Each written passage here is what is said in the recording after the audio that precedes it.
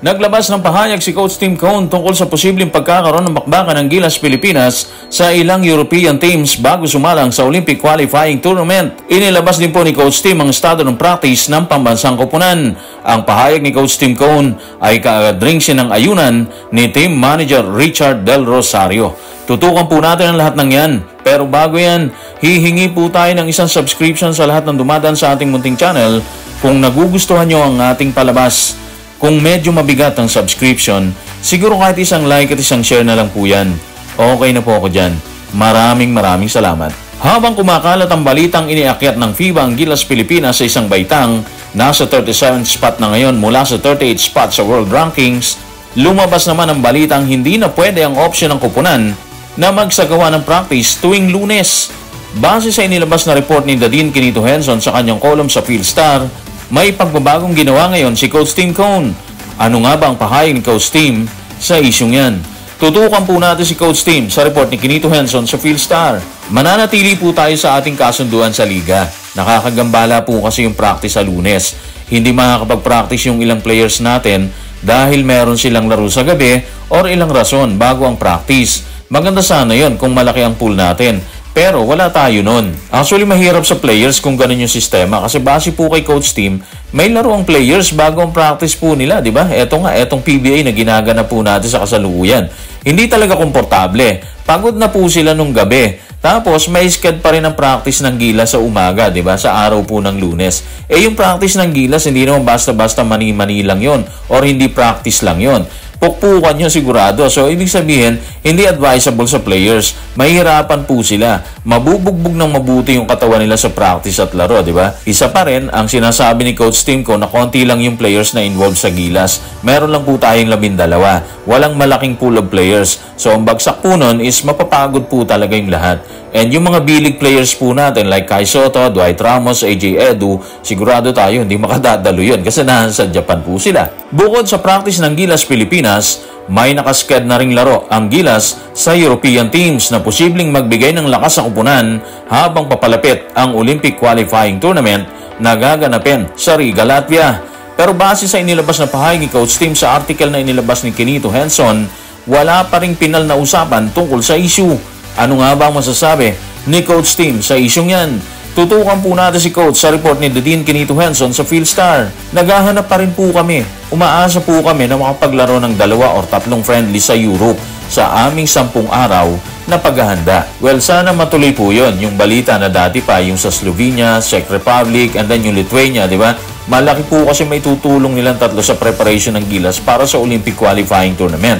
Imagine, haharapin ng Gilas yung Latvia. Number 6 po yun. Number 6 po sila ngayon sa bagong inilabas na World Rankings. Ang bigat nila, di ba? Malaking problema yan sa Gilas na umaasang makagawa ng isang magandang makbakan laban po sa kanila.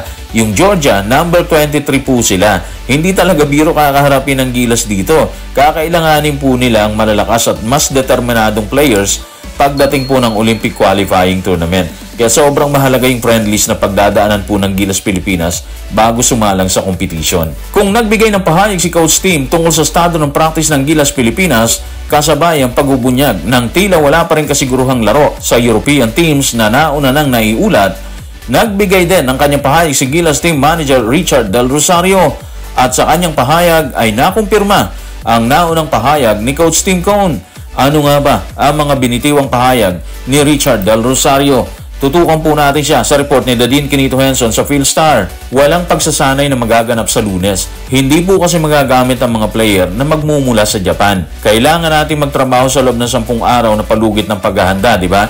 Yung friendlies, wala pa rin pong na-finalize na petsa dahil inaayos pa rin po namin yung mga detalye. Ibig sabihin, pareho po sila ng pahayag ni Coach Tim Cone. Wala pa pong pinal, wala pang kasiguruhan yung friendlies na nauna na pong nailabas, di ba? Tapos yung Monday practice, totally wala na rin po yun. Dinispatcha na po nila yun kasi marami ang hindi pwedeng makarating sa practice.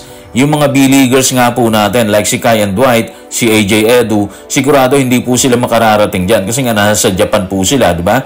So ito yung mga dapat nating malaman tungkol sa ating pambansang koponan. Anyway, bago po tayo tuloy magpaalam, shoutout po natin si Mike Bruvic. Maraming salamat sa iyo, Mike Bruvic. I-shoutout din po natin si Ma'am Lita Viloria. Maraming salamat po. Shoutout po sa inyo. Shoutout din po natin sa Idol Pogi. Sabi niya, shoutout Idol sa mga kabasketball G Cordero, Turuksoy at The Bachelor sa Munting Ilog, Silang, Cavite at CFC Monsters Warriors sa Lawag, Dasmariñas, Cavite. Shoutout din po natin si Roderick Trinidad.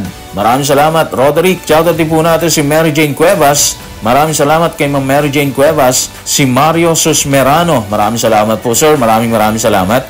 Daniel Fernando. Shoutout din po sa inyo. Si Ains Perlot. Maraming salamat. Sabi niya, Sir Lodi, pa shoutout po. Watching from Kuwait. Shoutout po sa inyo. Si VC6966, maraming salamat po. Si Video Master, maraming salamat sa malimit na pagdaan. Si Orland McGorge, maraming salamat. Shoutout po sa inyo dyan sa Surigao City at sa Gordues and Roy family. Si Juanito Dailo, sir, maraming salamat sa malimit na pagdaan. Herculano Basanyas, shoutout po sa inyo, sir. George TV, maraming salamat. George Castorillo, shoutout po sa inyo. Wizard Gaming Channel, shoutout po sa inyo. Si Giovanni Maano, salamat po. Shoutout din po kay Rufino de la Cruz, maraming salamat. Daniel Fernando, maraming salamat. From Baclaran, Pasay. Shoutout din po natin si Egbert Villamor, maraming salamat po. And shoutout po sa inyo, sir. Shoutout din po kay Evni Labador mula sa Santa Rosa City, Laguna. Si John Harold Nieto, maraming salamat po, sir. And of course, si George Donaire, shoutout po sa inyo. Shoutout din po natin si Paulo J. Sebuk, hello po, maraming